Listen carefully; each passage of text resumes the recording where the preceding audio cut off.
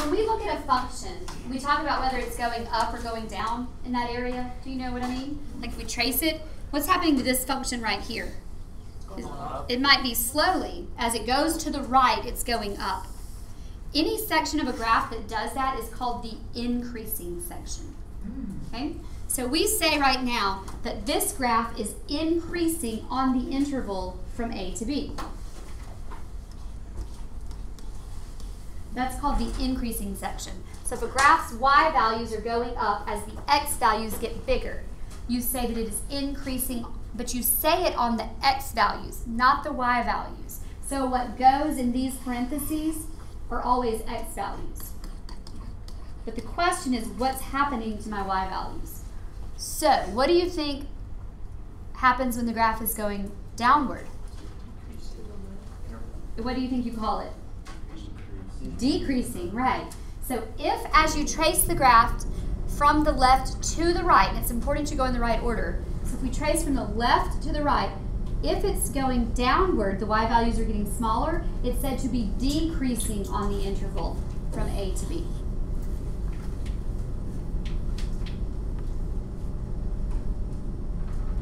And finally, if it's staying horizontal in that area, it's called constant. So here we can see that this graph has the same y value everywhere we go. It's said to be constant from A to B. So it's really important in business situations and profits and losses. You want to know, like, are you making money? Are you losing money? Is it going up? Is it going down? So you can use algebra and calculus to analyze those situations and figure out where you would be losing money and try to avoid them and try to only go to the areas where you would be making money. Okay? All right, so increasing, decreasing, constant. That brings us to this example. And this can technically not be done very well without calculus. But we can look at a graph that's already given to us and we can kind of guesstimate. So we just want you to do that. We want to look at this and I want us to list all of the places where it is increasing or decreasing. It doesn't have any constant areas. So we're going to start here on the far left of our graph. We're going to trace it upward. So I'm moving upward. So we say it is increasing. So where does it start increasing? Negative infinity. It's increasing forever down here. So it's said to be, this side of the graph is considered negative infinity and this is considered positive infinity. So from negative infinity, way down here, up to this x value, right there. What is that x value? Count it carefully. I think they're counting by twos. Let's see, 2, 4, 6, 8, 10. Yeah, so I think it's negative 2. So we say that from negative infinity to negative 2, it is increasing. And you always put them in parentheses, never in brackets for those. When you talk about increasing, decreasing, it's always x values and it's always in parentheses, not brackets. All right, then what happens? At negative 2, it turns and it starts going down. So it decreases from negative 2 to what x value? That's the y value. Be really careful with that. What's the x value right here? 0, right. So it goes from negative 2 to 0. So a lot of people mix those up. They want to put the y values in there, but it isn't. It starts here at negative 2 and goes down. We don't even care how far down it goes. We just want to know, where does it stop going downward? It stops at that x value of 0. Then what happens from 0 to here? 0 to positive 2. It's doing what? Increasing. So it switches off and it goes up again from 0 to positive 2. And then after positive 2 right here, it turns around and it decreases how long? Infinity. No, that's negative infinity is your y value. Your positive infinity is your x value. So be really careful with So that. like when you're starting it off, you can have So when you're what? like on the very first one you did. Yes, you know, that's a very good point. That when you list them, the very first one's going to be start with negative infinity, and the last one's going to end with positive infinity for polynomials, right? Because they're always going to go from negative infinity to positive infinity on the x's. The question is just what happens to the y's, and we describe that by whether they're getting bigger or smaller, and these are the x values that's happening for.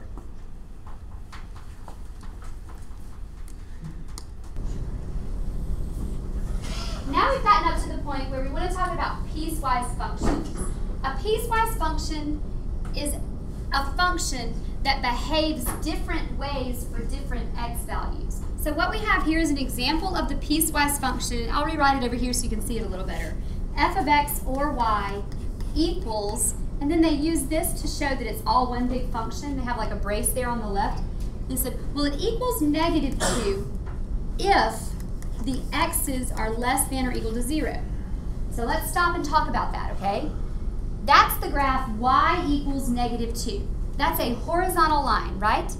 So that's the horizontal line that runs along -2. So it's all along here technically. But it tells us that that only stays a horizontal line as long as the x value is less than or equal to 0. Well, here's where the x value is 0, right here. Do you guys understand that? And it's only going to stay for the numbers that are less than or equal to that. So the horizontal line only covers that portion of the graph. Then after 0, starting at 0 and everything after, this graph moves to a different type of line. It moves to x plus 1 if x is greater than 0. So it equals just -2, a horizontal line, if x is less than or equal to 0.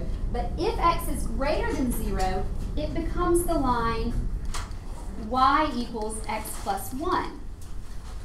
So y equals x plus 1 is the line that has a positive slope, and it starts at what point?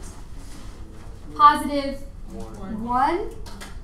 Okay, and why did they put the open circle there? Because it's not or equal to. Right, this one got a closed circle because it was equal to, but this one where it starts has an open circle. Will it ever be equal to? Not in both places. Okay. Usually it's equal in one and not equal in the other. Now it doesn't matter which one, it could be equal top or bottom, but it really doesn't, you know. Is it ever not equal to anything? No, not, I don't think I've ever seen one that didn't have an equal. Usually one of them is equal and one of them isn't. But I'm not going to say never, because in math, as soon as you say never, you're going to find an exception. So it's a line with a positive slope up 1 over 1. So it's this line right here. But why didn't I extend it all the way back here? Because it's greater than 0. Because it says you can only keep that where it's greater than 0.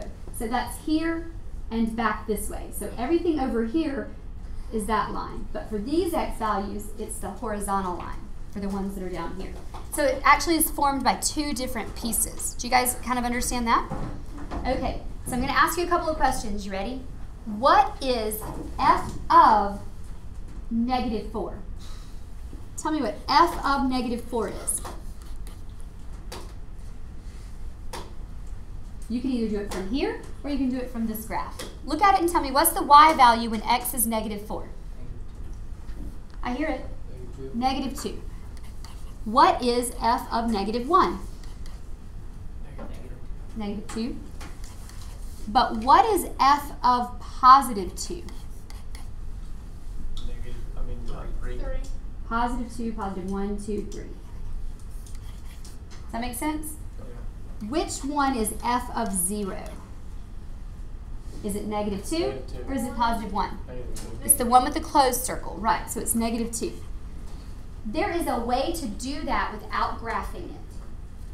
You look over here and you ask yourself, the x value -4, does it belong to this if statement or this if statement? -4 is less than or equal to 0 or greater than 0? Less than or equal. Okay, so that's why it equals -2. All right, -1, less than or equal to 0 or greater than 0? Less than or equal. Less than or equal, okay? So that's why it also equals -2. But +2, that x value right here, +2, is greater than 0. So to find what that equals, you plug it into the bottom one. +2 plus 1 is 3. And 0 is the tricky one. You have to look at 0 very carefully, and 0 belongs to the top or the bottom? To the top for this one. So that's why it equals -2 again. So it's a little hard to see, and maybe graphing it will help you see it better, but it's going to take some time. You're not going to get great at that right away. Let's look at one more example of that. And we'll call it quits.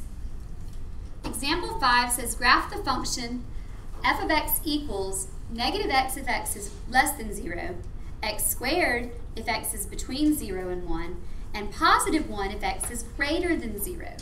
So that's going to be really a hard one to graph because it has not just 2 pieces, but 3 pieces.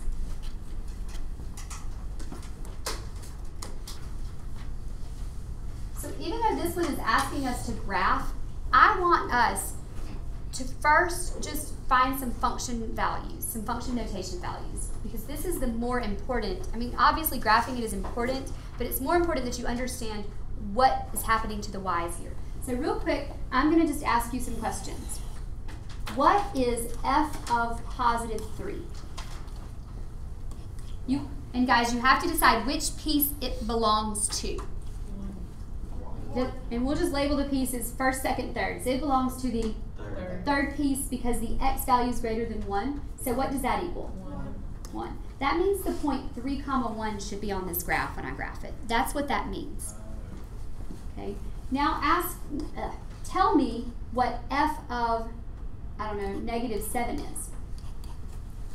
Negative 7. Is it negative 7 or is it negative 7? Positive 7. Oh, it'd be 7. Positive, yeah. It belongs in the top piece, right? Because negative 7 is less than 0. So it's negative x, which is negative 7, which is 7. So would that be 7, 0? That would be negative 7, 7. Oh. Okay, the ordered pair is that x value and the y value that goes with it. So this would be negative 7, 7. Okay. Okay, tell me about f of 0. Now be careful because that's what we call a breaking number. 0. It's where one of the pieces breaks to another. 0. It goes in the middle. So it goes into x squared, which is 0. Tell me about positive 1. 0. I mean 1. It'd be middle. Positive 1 goes Here. here, okay?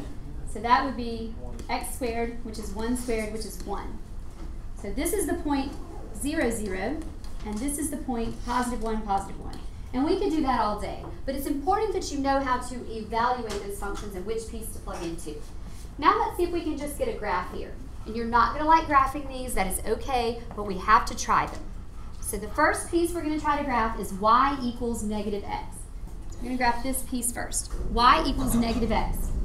Now if I graphed that, that's a line that runs through the point 0, 0 with a slope of negative 1. So that's the graph y equals negative x. Does everybody agree with that? Yes? But I'm not allowed to keep all of that. I'm only allowed to keep that graph where x is. So I need to go and I need to take off anything greater than 0 there. So I have to take off all of these x values. Those can't count. Furthermore, should this right here be an open or a closed circle? Open. And that's kind of how you build the graph. You graph it, erase the piece you don't need, graph the second piece. Now let's graph y equals x squared. But we have to be really careful. That's only going to happen between which two numbers? That's going to be a teeny tiny piece of the graph. So y equals x squared is actually a parabola. And it looks like this, right, guys? But I'm only going to really want to graph it from here to here. So tell me what goes at 0. Like half of the graph would go in. There, a little teeny tiny bit, yeah. So at 0, I actually get 0, 0. And at 1, I get 1, right, you guys? Yeah. Okay, and that's actually the only piece of that parabola that gets graphed. So we know it's going to look like that little U shape, but instead of taking the whole U there, we're only taking that little piece of it right there. And I just use these 2 points to get it, 0, 0, and 1, 1. I put those on us, and I know that that has to happen right there. It's not a line, it's a little bit of a curve. And finally, for the last piece, I need to know what goes after that. After that, everything equals 1. So after that, it's the line y equals 1, which is the horizontal line this way. And technically, right here, there's an open circle, but do you see how it's already filled in behind in the exact same place? And that's what determines whether these graphs jump or whether they stay continuous, is whether they meet up at those breaking numbers. So this graph right here met up. This piece and this piece met up where x was 0. this piece and this piece met up where x was 1. If they meet, it won't jump. But hang on one second. But if we go backwards right here, this one, they didn't meet up. This one equals -2 at 0, and this would equal +1, so it produced what we call a jump there. And you just have to take your time and be careful and kind of sketch it out. You're not going to be great at the graphing, but just give it a try if you're asked to. I'm more interested in whether you can do these things. Can you tell me what the y value is? So that's kind of what I care more about right now. And that, we're going to stop there.